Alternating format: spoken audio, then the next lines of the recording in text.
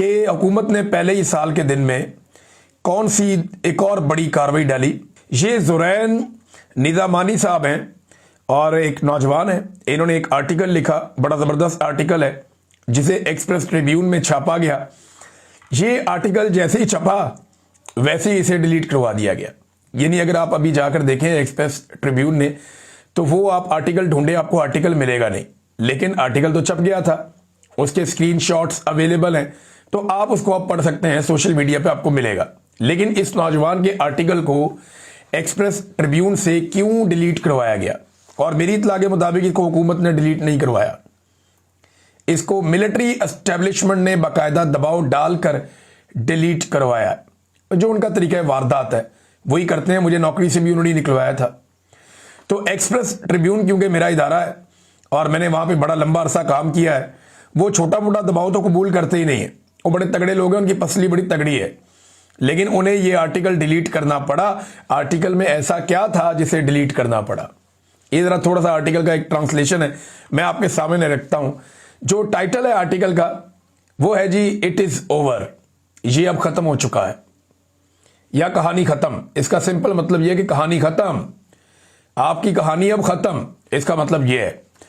Article कहता है जो ताकतवर बूढ़े मर्द और औरतें जो इक्तदार में हैं, इनको वैसे बूमर्स कहते हैं। मैं थोड़ा सा आपको बता देता हूं, जो बूमर्स हैं ना, ये अलग अलग जनरेशन हैं। जो पूरी दुनिया के अंदर लोग पैदा हुए उनको अलग अलग हिस्सों में डिवाइड कर दिया गया, और ये बिला वजह डिवाइड नहीं किया गया, इनकी सोच तब्दील हुई है। यानी इस दौर में रहने वाले लोग जिन हालातों वाकयात के अंदर बड़े हुए, उनकी सोच कुछ और है, इसके बाद आने वालों की सोच कुछ और है, उसके बाद आने वालों की सोच कुछ और है। तो इस तरह इनको अलग अलग जनरेशन में तब्दील किया गया, तकसीम किया गया। तो जो लोग 1946 से लेकर 1964 तक पैदा हुए, 1946 से 1964 तक जो लोग पैदा हुए, वो लोग जो है वो बूमर्स हैं, यानी उनकी जनरेशन जो है वो बूमर्स हैं। ये उनको मुखातिब करके ये आर्टिकल लिखा गया। और उसके बाद जो लोग पैदा हुए 1965 से 1980 तक, ये जनरेशन एक्स है। फिर 1981 से 1996 तक जो लोग पैदा हुए, ये जनरेशन वाई है।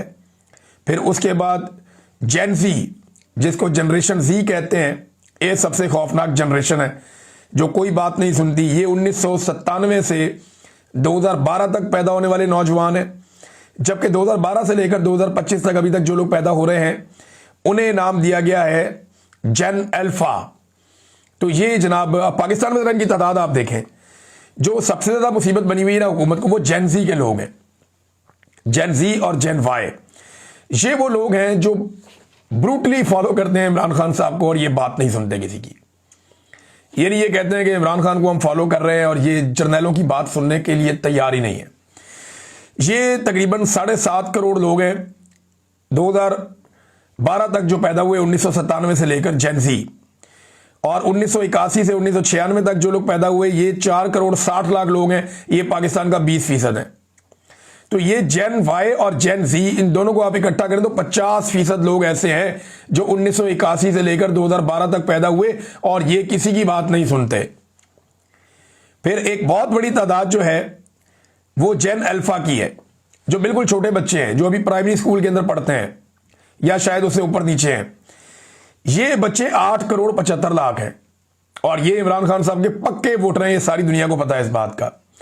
1980 से 1965 के बीच में जो लोग पैदा हुए वो 2 करोड़, वो थोड़े हैं, 11% है। ये जो जेन बूमर है ना, बूमर्स जो बूढ़े लोग हैं, ये जनाब 1 करोड़ 23 लाख है और ये पाकिस्तानी आबादी का सिर्फ और सिर्फ 5% बनते हैं।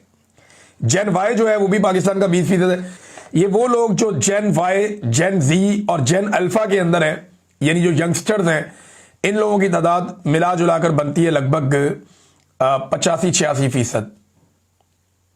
तो ये करेंगे ना पाकिस्तान का फैसला।